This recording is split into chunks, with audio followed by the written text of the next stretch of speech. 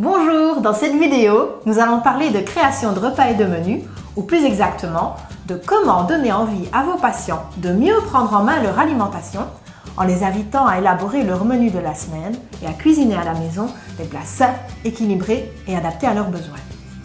Moi c'est Justine, diététicienne AD depuis 2016 et fondatrice avec Élise des Jeux Ludiconsult. Bonjour, je suis Élise, diététicienne indépendante depuis 2009.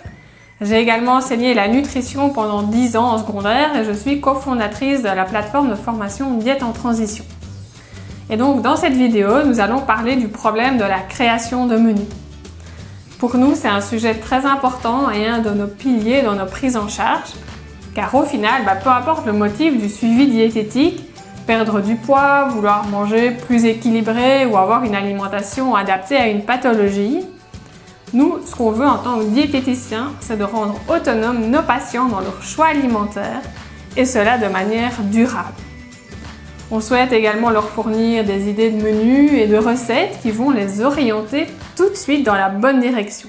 Mais pour rendre nos patients autonomes, il faut qu'ils deviennent proactifs dans leur choix alimentaire et ça passe par l'aide à la création de leur propre semaine de menus.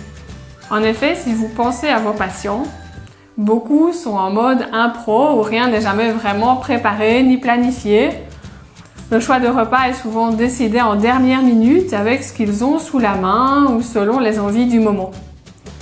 Et dans nos patientèles respectives, nous constatons qu'en fait, dans une grande majorité des cas, c'est ce manque d'organisation qui va entraîner les personnes, les couples, les familles vers de mauvaises habitudes alimentaires.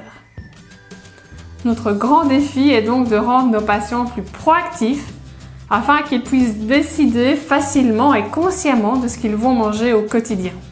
Et très souvent, le succès des suivis et la réussite à long terme va dépendre de cette capacité à soit démarrer cette habitude de création de repas et de menus, soit à la perfectionner.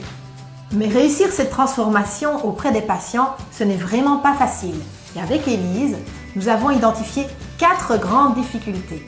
La première, c'est que les patients ont des notions floues, voire carrément erronées, de ce qu'est un repas équilibré. Et même si la théorie est tout de même bonne chez certains patients, la mise en pratique reste souvent compliquée. La deuxième, c'est que pour élaborer les repas, il faut exprimer un petit peu de créativité. Oui, en tant que diète, on n'en prend pas toujours bien conscience car c'est devenu instinctif. Mais partir d'ingrédients et en faire une recette sympa et bonne gustativement, tout le monde ne sait pas le faire. Beaucoup de personnes tournent toujours avec les mêmes plats et n'osent pas sortir de leur sentier battu. Sans parler des personnes qui se disent « Ah, moi je sais vraiment pas cuisiner » ou encore « Moi j'ai jamais d'idée », alors qu'ils sont tout à fait capables d'être créatifs si on leur donne un petit coup de pouce pour qu'ils reprennent confiance en eux. La troisième, c'est l'excuse du manque de temps ou de croire que cuisiner des plats sains et équilibrés, ça prend forcément beaucoup de temps. Et enfin, la quatrième, c'est un manque de méthode pour élaborer les menus. En effet, sans stratégie, lorsqu'on part d'une feuille blanche, ça ne donne pas du tout envie. On va donc blâmer et utiliser le manque d'inspiration comme raison pour procrastiner et ne pas le faire. Ou alors, ça sera complété à la va-vite, sans réelle réflexion, et au final, les repas décidés ne seront pas respectés. Alors, certes, ces difficultés sont des obstacles pour les patients, mais il ne faudrait surtout pas qu'ils se transforment en excuses. Non, c'est à nous, diététiciens et diététiciennes, d'aider les patients à passer au-delà de tout ça et à faciliter cette transition. Et si vous nous connaissez, vous savez certainement comment nous résolvons ce genre de problème en consultation. Grâce au jeu! Et si c'est la première fois que vous nous entendez parler de l'usage du jeu en consultation, sachez que nous avons déjà fait une série de vidéos sur le sujet. Nous détaillons les nombreux avantages du jeu en consultation, expliquons comment intégrer le jeu dans vos consultations et comment construire un jeu. Le lien vers cette série se trouve dans la description. Mais ici, dans ce contexte de création de menus, le jeu aura 2 grands avantages. Le premier, c'est qu'il va faire émerger les croyances et les connaissances de vos patients, ce qui amènera des discussions très porteuses en consultation.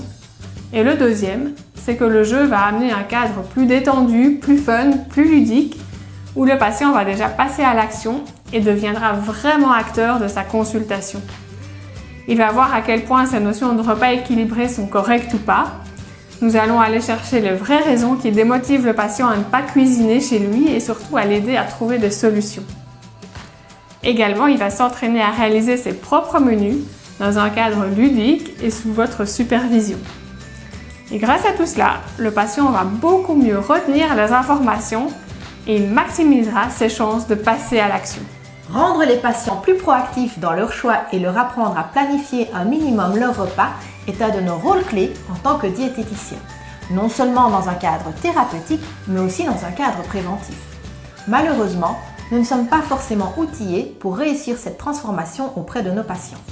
Du coup, on ne va pas s'arrêter là, car durant toute cette semaine, nous allons diffuser encore d'autres vidéos où nous vous montrerons en détail le mécanisme des jeux que nous avons créés et que nous utilisons en consultation.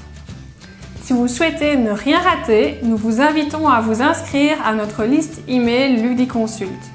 En plus de recevoir automatiquement les prochaines vidéos dans votre boîte email, vous recevrez aussi toutes les informations pour vous aussi intégrer rapidement et facilement le jeu dans vos consultations. Le lien pour s'inscrire se trouve dans la description. Si vous avez encore des questions à propos de l'usage des jeux en consultation, laissez-nous des commentaires ou écrivez-nous à ludiconsult@gmail.com et c'est avec plaisir que nous répondrons. Merci pour votre attention et à demain dans une nouvelle vidéo.